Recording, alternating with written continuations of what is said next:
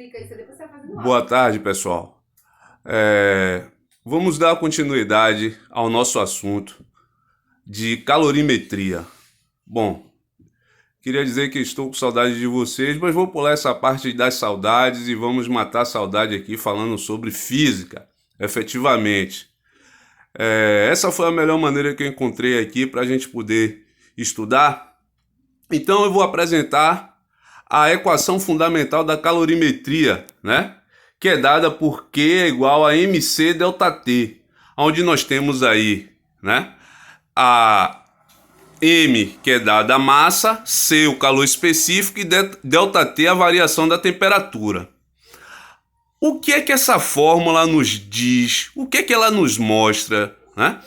Ela estabelece, pessoal, uma relação diretamente proporcional da quantidade de calor recebida com a massa, com o calor específico e com a variação da temperatura. Ou seja, vamos ter em mente, vamos relembrar qual a ideia que nós temos sobre calor, né? Calor é o que, pessoal? É energia em trânsito, né? É energia que flui de um corpo para o outro com a diferença de temperatura, né? O calor vai fluir espontaneamente de um corpo mais quente para um corpo mais frio. Isso é calor, é energia em trânsito. E nós vimos na aula que existem duas formas de calor, certo? Só um instante. Nós temos aí o calor latente, não é isso? E nós temos aí o calor sensível, certo? Nós temos o calor latente e nós temos o calor sensível. O calor latente, né, é aquele... Aliás, eu vou falar do calor sensível. O calor sensível é o calor mais comum. É o calor que depende de uma diferença de temperatura, não é? Por isso o nome, sensível, sensibilidade. E o calor latente é aquele em que há mudança do estado físico das substâncias. Eu mostrei para vocês naquele diagrama, né? Observe. Quando você tem uma curva de aquecimento, né? Você tem uma curva de aquecimento, você tem aqui a substância no estado sólido, por exemplo, a água, a 0 graus, abaixo de 0 graus Celsius, ela está no estado sólido. Quando ela entra ao 0 graus Celsius, ela fica sólido mais líquido. Passou do zero líquido e chegou nos 100 graus Celsius, certo? Ela vira vapor ou gás. Não é isso, pessoal?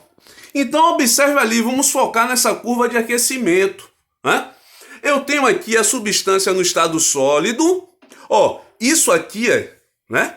Abaixo do 0 graus Celsius, você tem uma variação de calor, calor sensível. Calor sensível. Do 0 graus Celsius, quando você pega uma cuba de gelo, ela está ali, sólido mais líquido. Ela está aumentando a sua temperatura, ela está variando a temperatura, pessoal? Não, a curva é constante. Observe, essa curva é constante. Então você tem uma mudança no estado físico da substância, mas está recebendo calor, certo? Então você tem uma mistura de sólido mais líquido. Não há variação de temperatura, você não tem mais calor sensível aí. Você passa a ter calor latente. Vai desculpando aí a letra, certo? E acima aí dos 0 graus Celsius, ela sai do estado sólido e passa a estar no estado líquido, né? Voltando a ter uma variação de calor sensível. Quando atinge 100 graus Celsius, exemplo, quando a gente está colocando lá a água para ferver, né? Aí começa a formar bolinhas no fundo da panela. Então você tem, né, a água virando vapor a 100 graus Celsius. Se você conserva isso a 100 graus Celsius, não há variação de temperatura. Há o quê? Calor, novamente, latente. Porque a temperatura continua sendo a mesma. Passou dos 100 graus Celsius, ela é gás, né? ou vapor, como queiram chamar.